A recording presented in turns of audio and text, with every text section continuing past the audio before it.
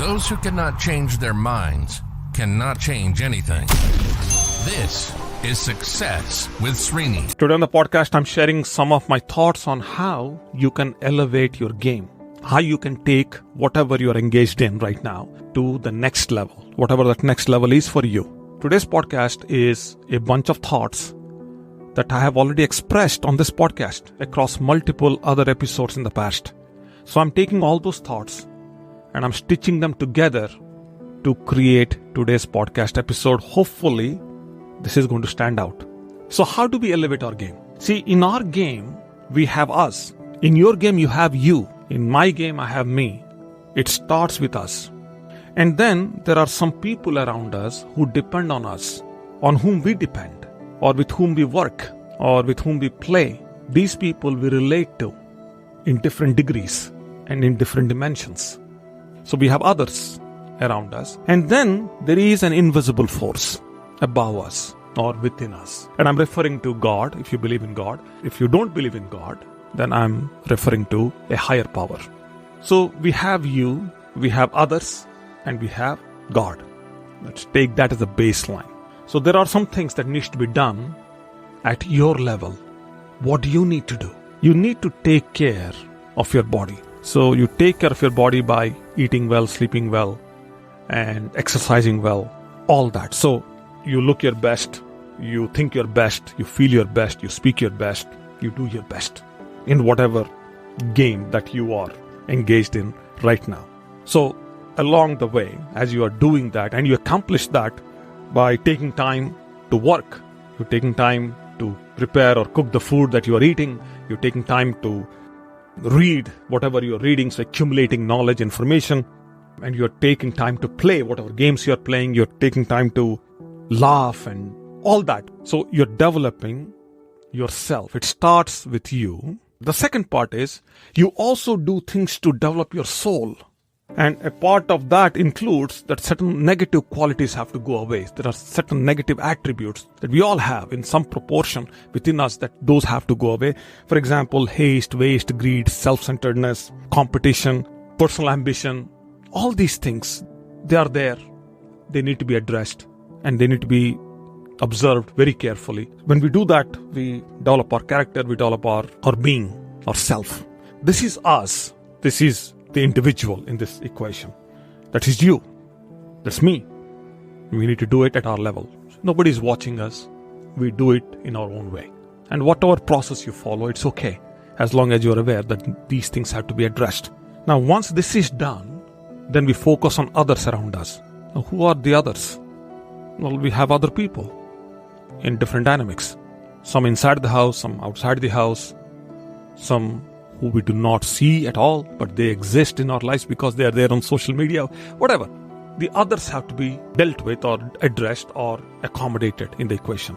Now, how do we do this? In order for others to be in our life and for others to elevate us, the first and the foremost thing is that we need to listen to them, and we need to be sincere in dealing with them. We need to be polite in engaging with them. Overall, we need to understand them. All this leads to that we need to have a mindset of showing and developing interest in others. The mindset is that I'm interested in others. It's hard to do something with an expectation. You can do things if you fundamentally are interested in people. And that's what separates people who are just doing it because it's their profession versus people who are doing it because they want to be self-actualized in the work that they are doing. And I've seen people who are polite, sincere, they listen, they speak nice to others, but then at some point they are not seeking common ground. I've seen people do that. So a part of all this is that you are also seeking common ground. You allow other people's opinion, you allow other people's ideas and thoughts, and you accommodate them while being polite, sincere, understanding, listening, showing interest.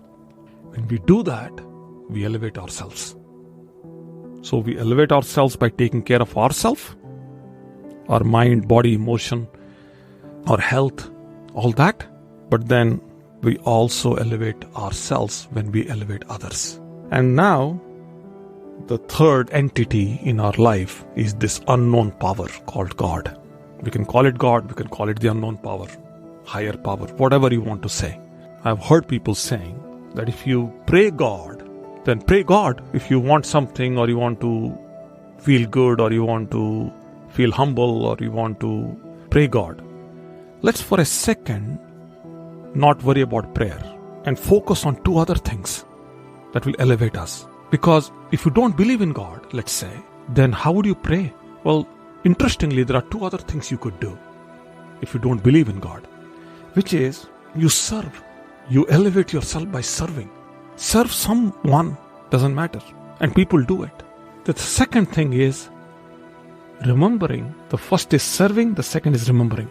Now, what do we remember? We remember that we have a finite time here and our life is going to be done. At any point in time, we already lived 50% of our time. 50% is gone because we do not know what's tomorrow. We do not know. Nobody knows. That's the beauty of life, by the way. Because every moment is unknown. The beauty of life is it's unknown. It's unknown regardless of how much whoever tells you what's going to happen tomorrow, chances are they're wrong. They could be wrong. That's what makes life beautiful. And nobody knows the future. None. Even the most enlightened people, they don't know the future. But the beauty is that when we remind ourselves that we are small and that there is something else, there is so much in this universe and so much that we do not know. We can't even comprehend. Listen, multiverse. How many universes are there? Nobody knows. I mean, there are some scriptures that talk about these things. Scientifically, we are starting to now understand that for sure there is more to this universe. And there is a probability that there is more than one universe. And whatever visible universe that we already know, the universe is much more beyond than the visible universe. At least the way the light has reached, we have. So you get the point. There is more to this. So by simply reminding yourself that you are small and you have finite time here, in a way, you are also attributing some level of gratitude is also coming in, just attributing to the Creator, whoever that is, in your belief system. And I also think that when you have a higher power and you believe in a higher power, in a way you're also having an accountability partner with you, invisible accountability partner. If you believe in God, God is the invisible accountability partner. And if you're not, then the higher power itself is an accountability partner. Somebody is watching you. You're making the moves. Somebody is watching you. Somebody is giving you time. Somebody is telling you your time is going to be done, but I'm watching what you're doing. It's amazing once you bring that kind of mindset. At what level you'll elevate yourself. Now you'll do all the things that are right. Now you'll engage in right activities. You'll do whatever right is for you. Now, and when you bring other people into your life, now you are operating at a whole different level. It's amazing. The quality of our life goes up if we lead our lives with gratitude. And what is gratitude? It's a quality. I talked about removing some negative qualities as a part of the development of the soul. Haste, waste, greed, self-centeredness, personal ambition, all that. This is a quality. The gratitude is a quality of being thankful. That means at any point in time, you are ready to show appreciation and return something in kindness. A smile, a word. For example, thank you is an incredible word. At any point in time, you are giving it back with kindness. At any point in time, your persona, your personality is accommodating, pleasing. Actually, the word gratitude comes from, it's a Latin word. And the meaning gratus, and the meaning of the word gratus means pleasing. You're having a pleasing personality, and that's a quality. So, readiness to show appreciation for and to return kindness. That's the definition. Okay, I'm going to stop here. This has gone too far. Hopefully today's podcast is helpful to you. Hopefully this gives you some ideas to practice these things. So I'm going to stop here. Hopefully this is helpful. If it is, my ask. My ask is simple. Rate the podcast, write a review, share it with a friend or a family member. That's all. That's the ask. I'll be back here again tomorrow with another incredible podcast. Until such time, wherever you are, be safe and keep listening. Bye now.